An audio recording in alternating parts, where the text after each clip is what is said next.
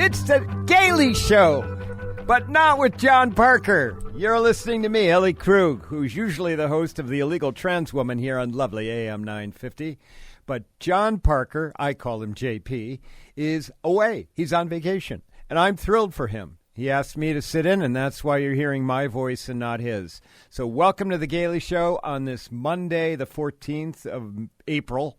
Okay, and I am thrilled. We have a big show. Some of you have never heard about me before, and I'll explain a little bit about me in a little bit. But I am thrilled that I've got someone on the line here for the big interview of this show where I am thrilled. His name is Colin Gentry. He is a graduate student at the University of Missouri in Rolla, Missouri. Colin Gentry, welcome to the Gaily Show. Hey, thanks for having me. I am thrilled to have you here. And so for background for the listeners, I wanted to have you on this show because Rolla, Missouri, population of about 20,000. Something incredible happened this past week with their municipal elections. It was a sweep of anti-LGBTQ candidates by pro-LGBTQ candidates in this small town. And Colin, you had something to do with this. You've told me you're not the organizer, but you were a super volunteer. But I'm going to think you were the organizer as well, based on what our little conversation has been so far.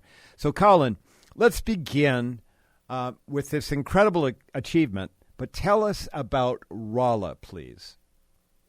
Sure. So Rolla is a really interesting community because you hear college town. It has this pretty big university relative to the city. It's about 9,000 students, and you think, oh, it's a college town. But really, people just call it a town with a college, not a college town. It is a very conservative area. If you just look at state, county, state, and national results, it's a very consistently heavy Republican area. The most liberal thing we've done recently was very narrowly vote to undo Missouri's abortion ban. It was by like 50 votes that won in Rolla.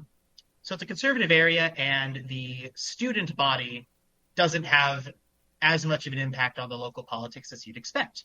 It's a engineering-heavy school, and so while still liberal on average, I'd say in my experience, the average student is a bit more conservative than your stereotypical college student. And generally, there's just a lot of apathy about politics. Students are very busy when it comes to their academics and extracurriculars. They just don't have the time or interest to really get involved, especially on the local scene. And so there's that contrast between this student body that could have a big impact if they got involved, locals who have a lot of mixed feelings about the university and its growth, and just all of the kind of diversity that the school brings to central rural Missouri that leads to a lot of very interesting dynamics in the local culture and in the politics. And if folks are pulling their Rand McNally map out, Rolla is pretty much right in the middle on I-44 between Springfield, the capital of Missouri, and St. Louis. I have that right?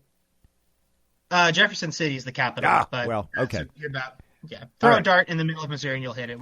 We call Rolla the middle of everywhere. Okay, all right. About a couple hours from every big city. All right, Springfield, Illinois. There you go, Ellie. You got it. You got the name right, but the wrong state. Okay, so Colin, I've been luckily, and I'm very impressed that Phelps County, where Rolla is located, has a local newspaper that keeps track of things that are going on. I mean, like literally.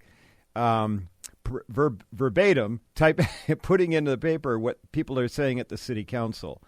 And if I have this right, and you tell me what I've got wrong, is you have a city council of, I don't know, 6 or 7 people with a mayor but you had 4 city council members, as far as I can tell, that were pretty much rabid anti-LGBTQ. One in particular, a woman named Johnson, who apparently, and this is my characterization based on what she's done. I mean, she wanted to have a book removed from the local library. She apparently, and I think I wrote this down, objected to Rolla having a pride parade and having a pride event, and quoted quoted Pride being, quote, "It's pure evil, and it is a war on our children," unquote. That's what at least the Rolla County newspaper referred to, quoted her in saying at one of the council meetings. How did this come up? I mean, yeah, a conservative, Missouri, yep, it's the Bible Belt to a certain degree. Yep, you got all of that. But how did the council become so anti-LGBTQ? And then, Colin, I'm just going to let you run because I want you to talk about how you worked to get it so pro-LGBTQ. Sure. So the council is actually 12 members. Whoa, okay. You wouldn't think of it reading the news because most of them are pretty quiet, but Rolla is divided into 6 districts or wards, and each one has 2 city council members that are elected on staggered 2-year terms. So every year, half of the city council is up for grabs. And the story kind of goes back to, I've been following, because why would I work on homework? I've been following local results and pulling data from the county clerks, and I have data going all the way back to 2007. And city council really wasn't that interesting for decades. It would just be the same people running again and again, usually unopposed, and maybe a couple hundred people would turn out to vote. When I first came to Rolla in 2019, we actually had a very progressive city council. There were some university faculty on the council. There was just generally very strong progressive people. There were people associated with Our Revolution and the Bernie Sanders campaign. And they were doing good work. We actually, in 2020, one of the wards that contains all the students very narrowly elected the first trans non-binary member of the council. Wow. They won by 3 votes, I believe. Okay. And so, well, that was history. Yeah. Yeah. And then came 2021, and there was a huge wave of backlash. Primarily, I believe, directed at Rolla had a mask mandate for COVID. That was very unpopular. But then, in general, there was a lot of perception of the councils being too liberal and not focused on local issues. And so, pretty resoundingly, I believe all 6 incumbents were running for re-election, and all 6 lost some of them races were really close, but in general, it was high turnout, huge wave, kind of wiping out all these incumbents. Okay. And that elected a lot more conservative people to the council who have just kind of been stuck there. Of the 12 people on the council, I believe 8 were last elected or re-elected unopposed, so nobody ran against them. And so we've had for now the past 4 years a very conservative city council. This has mainly manifested in, like you said, the anti-LGBT activism. A lot of it is couched in that protecting the children notion of, we have nothing against pride. It's just, do we want these drag queens around children? Things like that. There'd also be a lot of attacks on the local homeless shelter. The answer is yes, we do want them around children, but go ahead. There'd be a lot of attacks on the local homeless community and the homeless shelter here.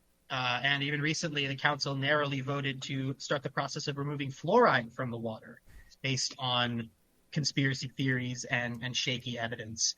And so overwhelmingly, we got the sense that this was a council that was more interested in pointing fingers and jumping on whatever culture war they were seeing on Facebook than on actually dealing with boring stuff that people care about. Yeah. Like there's no sidewalk in my neighborhood, or there's nowhere to park.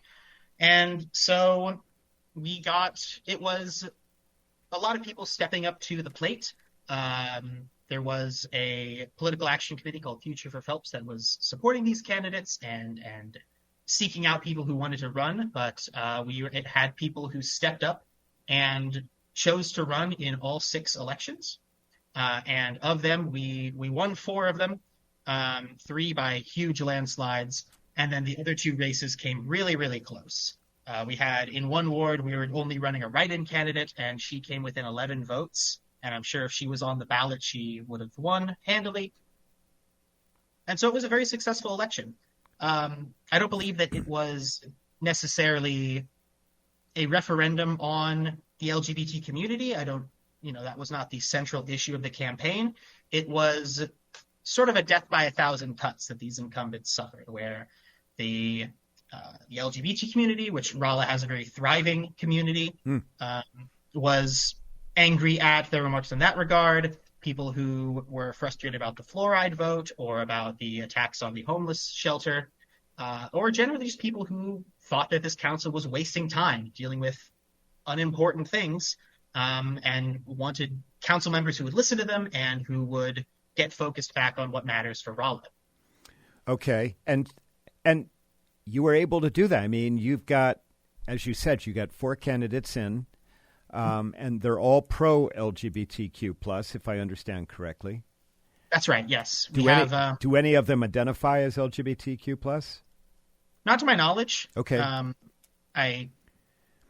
I know them relatively well, and I've never expressed that, but they've been active members, participants with the community. For example, we had one candidate who his first foray into Rolla politics that I know of was in 2023. In the aftermath of the 2023 Pride event was when some of the first big backlash came, and he stood before the council and spoke out in defense of Pride. Or several other of the victorious council members were involved with the Pride celebrations and helped volunteer to help make them happen. And have just generally been fixtures in the community that have been very supportive of the LGBT side of Rolla. So what year was it that you had your first Pride event in Rolla? The first Pride event, so the organization, there's a nonprofit called LGBTQ plus Rolla. And they first started organizing in 2019. Okay. A handful of students got in touch with the local community and started building that. And they started putting on events in 2020. The Pride events, I don't believe there was one I believe the first one was in 2021. And it started off as just like a picnic in a park. Yep. Come hang out, enjoy yourselves. And those had really impressive attendance for what they were. There was like 50 to 80 people. And then in 2023 was when they went big and had, the downtown festival grounds. There were food trucks, there were drag shows, there were tents, all sorts of events. And 2023 had about 500 attendees, and then 2024 was even a little bit bigger than that. And then the Pride events have just been growing, and the organization has also been hosting events throughout the year. You have like a drag show or other event every month or so, and those are all pretty well attended, not just by members of the organization, but by people in the community. Okay. All right. So not that Rachel Maddow is going to be knocking on your door, although she sure should, she and commentators in the liberal media are looking for stories about, backlash, about how maybe in light of Trump being elected and his administration, and trust me, there's a whole lot to talk about how horrible it has all become, and I'm sure you're aware for queer people generally, but certainly for trans people. But that there are things happening. We've got a couple of congressional candidates in Florida who certainly got closer in terms of margin. We've had other successes that have occurred. And so do you think this is any of that that happened in Rolla, or, as a kind of a referendum on what's going on even in the larger sphere politically? Or do you think that this is just totally small town politics, but small town politics organized by somebody like you who has a mind of what is the big picture? I think it shouldn't be treated fully as a referendum on Trump. Like I said, Rolla is still a heavily conservative area. I'm sure if the 2024 election was redone, the results will look about the same here. But I think it is an indication that a lot of people are burned out on the culture war. They want, especially in the local sphere, I've noticed that people tend to think a lot more empathetically and a lot more liberally when it comes to people in their neighborhood. It may be easy to get people ginned up and outraged about something they think that the LGBT community is doing in California, but then when you're talking about, no, they want to shut down that fun festival that you went to downtown last year, people don't go for it as readily. Right. So these are nonpartisan elections. No one was running under a given party, although the conservative candidates did go to explicitly events hosted by the local Republicans. Right. But on the ballot there were no Democrats or Republicans, and so I'd be hesitant to jump to saying that this shows that rural America is tired of Trump, but I think it does show that even your conservatives just want people who are going to do a good job and are going to be focused on what matters in the community. Well, I'll tell you, for what it's worth, I live in a community west of the Twin Cities by about 35 miles, so it's out in the country. And I'll just tell you anecdotally, where Trump signs had been at farms and other locations, they are no longer there. And I don't know what that means. I have some hope about what it may mean, okay? I've been hearing that too. We have put on... organized some protests in the area, I believe, with like the hands-off protest wave. We had one in Rolla that had good turnout, and it seemed like I wasn't able to attend, but just based on the reactions of people who were there, it seemed like they got pretty decent reception. These are not scientific means of assessing public sentiment, but definitely is good to see though that it's not entirely Trump land down here.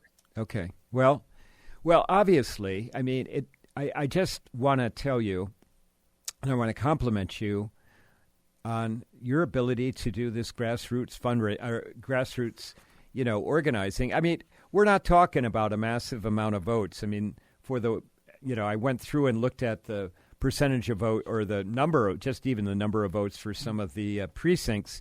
I mean, in the most votes that were cast looks like about 700 votes total that were cast. But, some of your candidates, ran and won by like 65% or whatever. I mean, so obviously it wasn't close for some of the candidates.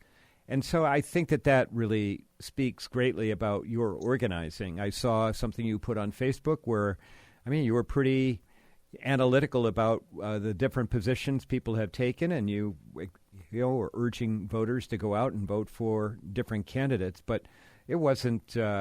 I wouldn't say that it was like off the charts in terms of being overly political, and I think that was a really great approach for you, Colin. I mean, if I can say it, sounds like that's what was going to work in Rolla, and it did. I just want to, but I want to compliment you because you and your colleagues, but I think a lot probably had to do with you, were able to pull something big off. This is big, even though it's a small town, even though, we're not even talking 1,000 votes per precinct. It's still a big thing. And so I want to thank you for doing that work. Yeah, I appreciate it. The people really underestimate the impact of local politics. You can definitely see it in the turnout percentages. The highest turnout precinct was about 30%, and most weren't even close to that. And that shows there's a lot of apathy and a lot of people who don't know what their local government can do for them or to them. This election really was, in many ways, a wave just like 2021, where you had much higher turnout than average, and that kind of wiped away the incumbents. In some of the wards, we saw the biggest landslide victories in decades. And so I think a lot of that can be attributed to the politics of it, people tired of attempts to remove fluoride or attack the homeless community, the LGBT community, but also to organization. We did a lot of getting out the vote.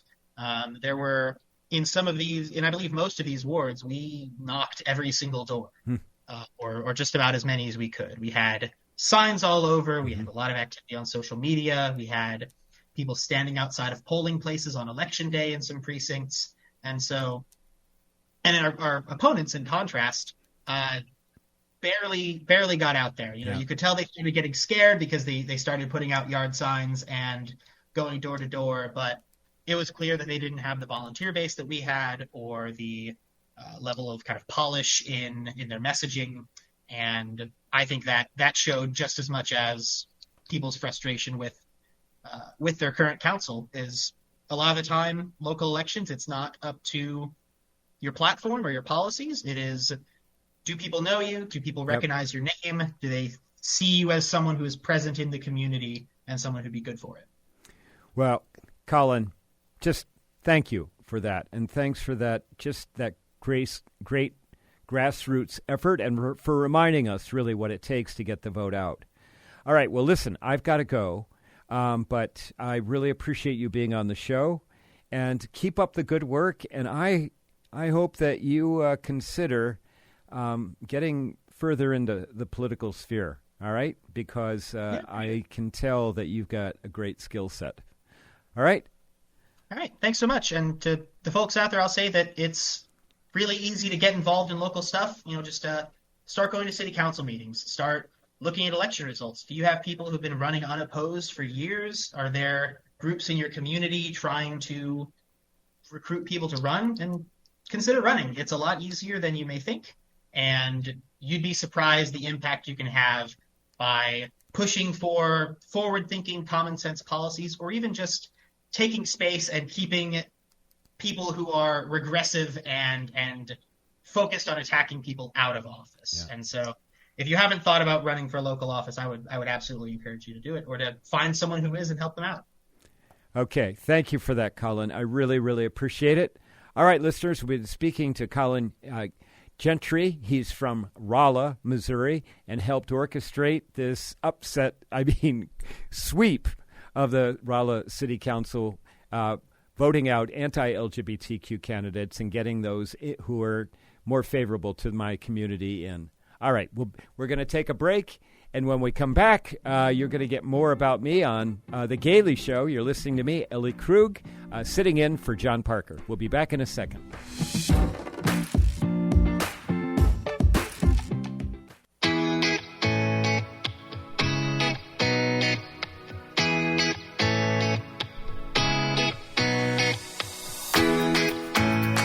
And we're back. The Gaily Show. This is Ellie Krug sitting in for John Parker for JP. And I know that I hit you with a big interview right away because I really wanted to speak to Colin Gentry from Rolla, Missouri. And so let me just give you a little bit of idea about me, and then I've got a bunch of other things I want to talk to you about because I don't ordinarily get to do live shows. Ordinarily, my show, The Illegal Trans Woman, I tape on Fridays. The show airs on Saturdays at 4 o'clock and then goes into a podcast after that. And by the way, you're probably realizing right at this moment a couple of things. Number one, I'm not nearly as smooth and polished as John Parker. He is one of my heroes on this station because he is so incredibly good and so incredibly professional. Me, I'm more of a hack. The second thing you may be noticing is I sound like a dude, okay? But if you're online and you're watching the show right now, you're seeing a woman with blonde hair and glasses and doesn't look too bad for getting close to 70 years old, okay? And that would be because I'm transgender. So the voice does not match the appearance. That's just one of the effects of transitioning genders later in life, which I did. The whole sordid story can be found at elliekrug.com. And it's certainly, if you want, listen to my show, The Illegal Trans Woman, where I advocate for my community in a pretty forceful way because my community needs as many advocates as possible. And that gets me to what's going on right now in America at the present time. Again, I don't get to talk usually live about things that are literally happening on the day of me speaking. But before I came on the air, a couple of big things dropped, and I want to talk about them. One of those is that President Bukele from El Salvador is at the White House today. And as you know, he's operating the notorious prison in El Salvador that has more than 200 and maybe more than 300 Venezuelans and other people born outside the United States that our country saw fit to just grab off the streets without any due process whatsoever, without giving them the opportunity to consult a lawyer or appear before a judge. and then put them on a plane and send them to a place where at least the going word is they will never return from or ever get out of. In many ways, it sounds like Auschwitz, or, Bukoban, or, you name all of the other notorious prisons of the Nazi regime. It sounds like one of those. And so I give you that background because Buchenwald. Sorry, Ellie, let's just get this right, okay? See, there's the part where JP would have gotten it right initially, and here's the hack. But today, in the Oval Office, with Trump in front of that fireplace, President Bukele said that he was not going to return Abrego Garcia, even though the Supreme Court has said he should be returned to our country. The Trump administration over the weekend essentially told the federal judge who is in charge of the Abrego Garcia case that it was not going to comply with that judge's orders about taking steps to return Garcia to the United States. So in addition to everything else, I happen to be a lawyer.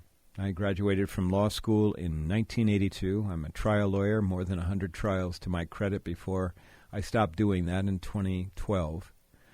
But it never in my life have I ever witnessed a lawyer, let alone from the federal government, from the Justice Department, tell a judge, we're not going to follow your order. Never in my life. That is beyond the pale. It really is. And so this afternoon, though, or this morning, President Bukele from El Salvador and Trump were speaking. And Trump said to President Bukele that he needs to build 5 more prisons because Trump plans to send to El Salvador homegrown. That would be homegrown Americans there.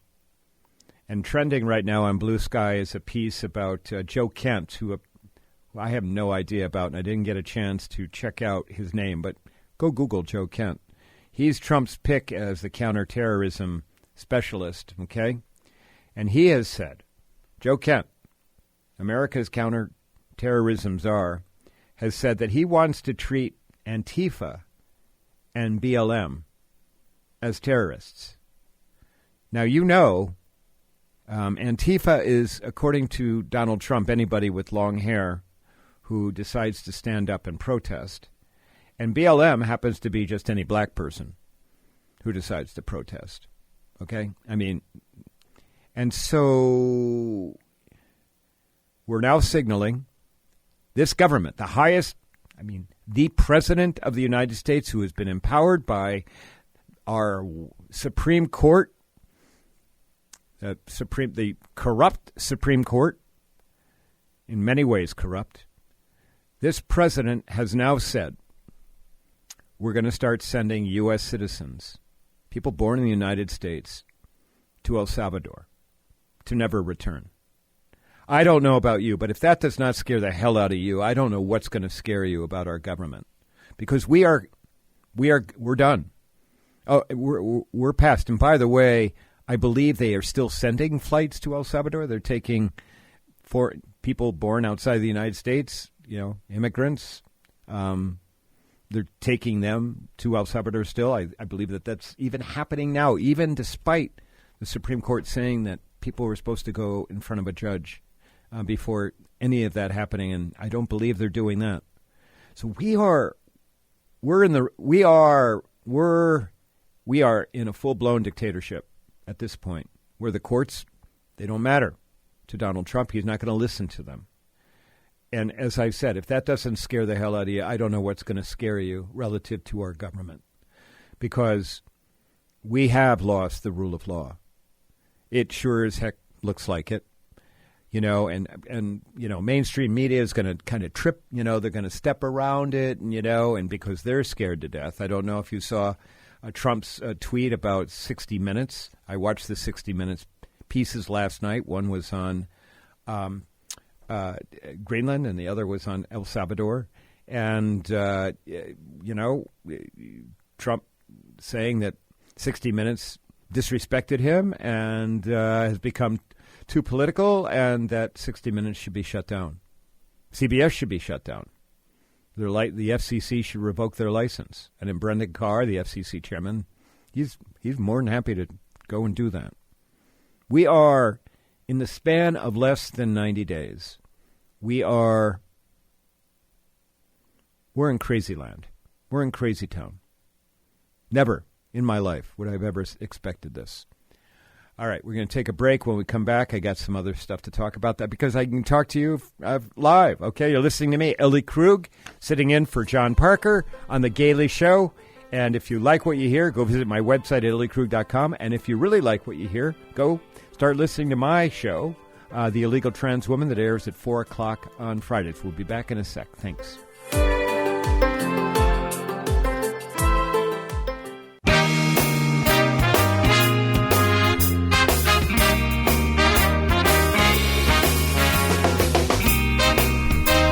We're back. The Gaily Show. Usually with John Parker, but today with me, Ellie Krug, sitting in for the illustrious John Parker. I hope he's enjoying his vacation and his time away, and I hope he's not regretting asking Ellie Krug to sit in for him. I know. Like I said, I'm a hack. Now, before we took our break, I was talking about Trump. I mean, essentially saying... Not essentially. Him saying, I mean, we've got to watch this in the media. Let's not just sugarcoat it. I mean, Trump saying he will start sending homegrown, that would be citizens of the United States, to El Salvador. Now, just if you have never interacted with the transgender community, and this is not going to be a long explanation, but let me just lay out something for you. Because ever since the Trump administration began, beginning with one of the very first executive orders in which Trump announced that the policy of the government from here forth would be that man and women are man and women based on the cells, the first cells that were created at the time of fertilization, and essentially saying there's no such thing as transgender people. Ever since that time, this government has been aiming to erase transgender people from public life. I mean, House Speaker Mike Johnson has said, God created men and women, and there is nothing in between and nothing else. And I am, and my community, are incredibly, incredibly concerned that it will soon become the policy of the United States to not only figuratively erase transgender people from literature because they took the T out of the Stonewall National Monument in New York City. They took the T out, so it's no longer LGBTQ, it's LGBTQ. Not only to erase us from government documents and government terminology, but my community is concerned that we will literally get erased. I mean, that we will be taken off the streets because the Trump administration believes that we should not exist. And I've got to tell you, when Trump talk about, we're going to start sending our homegrown down to El Salvador, I happen to be homegrown, okay? I do. I also happen to be an advocate. I've got this radio show, I've got a newsletter, I've got a Substack. I am vocal at school board meetings. I'm an elected school board official. And I am, so much so that I'm attracting attention because of my advocacy. And there are other transgender advocates out there doing the kind of work that I'm doing, some of them doing incredibly way better than I am. And I've just got to tell you, okay, it has gotten so far and so much in my life, with people in my life scared to death about me, about my future that, I have been asked and I have fulfilled a request to create a list of people to contact if I go missing. And I know that sounds, so, over the top. But everyone, who in the world would have ever thought that the government would snatch people off the street without due process, without talking to a judge, without letting them see a lawyer, send them to a foreign country, to a gulag in a foreign country, with the words that, they would never, ever be returned, and admit multiple, not only Abrego Garcia, but others, that multiple people had done nothing wrong, should not have been taken. And for the government then to say, we're not going to do anything to bring them back. This is appalling. And so for a government to do that, yeah, if you're transgender, let me just tell you, you're wondering. And I have been telling people, for my community, we are somewhere, for transgender people in America right now, we are somewhere between 1933 and 1939 Nazi Germany. The question being, what's next? How bad will it get? And the biggest question, should I stay or should I go? Yeah. Should I leave the country? Should I do that? And it's a question I'm asking myself. Absolutely. There's so much important work for me to do here, and I really want to stay and I want to fight. I do. But I do not want to end up, and I will tell you this, I do not want to end up in a men's prison, because that's where they would put me, in El Salvador. I don't. And if that, again, sounds over the top, just read up a little bit on trans people and what's going on in America right now with them. Okay? Because it is horrific. All right, we're going to take a break, and when I come back, I'm going to talk to you about some other stuff. You're listening to me, Ellie Krug, sitting in for John Parker on The Gaily Show. I hope that you are okay with me being here. And if you're not, well, write to John Parker and tell him, don't ever let that Ellie Krug be on your show ever again. All right, we'll be back in a second. Thank you.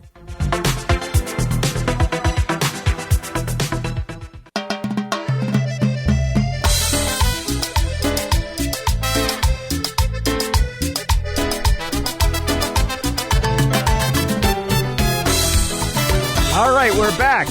Ellie Krug sitting in for John Parker on The Gaily Show. I'm getting used to John Parker's bumper music. My bumper music happens to be Queen. But I can see why he's got Gaily music for a Gaily Show. It's very nice. All right. Okay, this is the last segment of the show. And I've mentioned in the segment before this that I'm a lawyer, and a trial lawyer, civil trial lawyer. And so I've been keeping a keen eye on what's been going on with the legal community and Trump's executive orders targeting various firms. Right now, what we have, I think the count is maybe 8 firms that have caved. Some of them have caved to Trump without even being the subject of an executive order.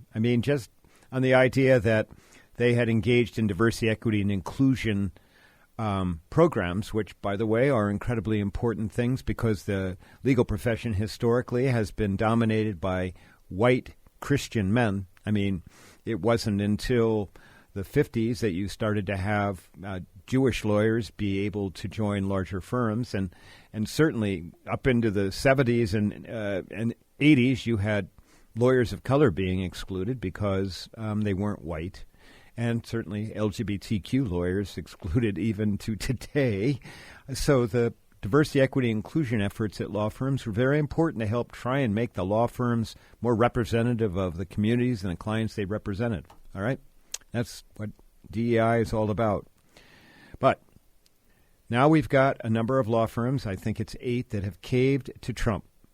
Some of them, as I said, without executive orders, and who have agreed to provide pro bono. Now, pro bono means free legal services. Now, usually pro bono is used to help low-income people, people who cannot afford legal services. That's usually what pro bono is all about, helping somebody stay in their apartment when they're the subject of a wrongful eviction, somebody to help somebody to deal with bills or medical bills that are outstanding that maybe are unfair, things like that, okay? Family law issues. That's what pro bono historically has been. But Trump now has signaled that he has all of these conservative causes, nearly $1 billion worth of pro bono legal services have been pledged by these firms that have caved to Trump. Nearly $1 billion. That's an astronomical amount of money, lawyer time, free lawyer time, that Donald Trump wants these weak law firms to devote to conservative causes that he selects. So it's like him having created his own private army of lawyers to do his bidding. Now, that has sent chills throughout the legal profession. Now, there are some law firms that have refused to buckle, Jenner and Block in Chicago, and other firms, Mark Elias's firm for sure.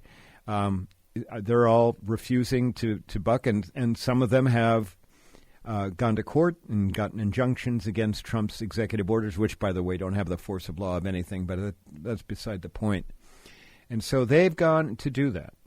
And so, but we have this wave going through the legal profession right now about really what is the role of lawyers. I mean, if we can't stand up for the Constitution, we can't stand up for free speech, we can't stand up for righting the wrongs of the legal profession, what the heck are we? And I talk to you all about this because the concern is that just causes, people and organizations that have just causes, the right to redress the government, which is laid out in the First Amendment of the Constitution, that we may not be able to get that if lawyers are unwilling to represent people with those just causes. So again, the value of being live on the air. Today, Harvard announced that it was bucking, Harvard University, that it was bucking the Trump administration's efforts to take away $9 billion of funding unless Harvard University essentially agreed to let the Trump administration govern Harvard University in a variety of ways. And Harvard has said, no, we're not going to do that. And you know what? They had a law firm that they hired that sent Trump a 2-page letter that has said, we're not going to buck. You're going to have to sue us. We've done great things around preventing anti-Semitism on our campuses. That is the pretext, by the way, that the Trump administration is using to go after law firms, or after colleges and universities, that they're not doing enough to prevent anti-Semitism, which that's not what they're interested in. They're interested in dismantling our institutions of higher learning. All right, so, but lawyer, okay, a law firm is representing Harvard in doing that. And that's why we need to have lawyers resisting the Trump regime. Okay, well, I'll tell you something. It looks like I'm just about out of time. And I have loved being here, filling in for John Parker on the Gaily Show. I hope that you have liked what I've said. And if you want, again, check me out, Ellie Krug. Just go to elliekrug.com. Listen to my show, The Illegal Trans Woman, on Fridays at 4 o'clock Central Standard Time. That goes into podcasts where you get and you can access it wherever you get your podcasts. A big thanks to my producer, Patrick, who's had to do a little math today, but not a whole lot. He's kind of cruised a bit, but he's a great producer. And listeners, thank you for putting up with me, for putting up with my style of pushes and starts and ahs and ums. It's just the way I am because I'm real. All right? And so is John Parker. I want to make sure he is too. All right. You're listening to me, Ellie Krug. Over and out.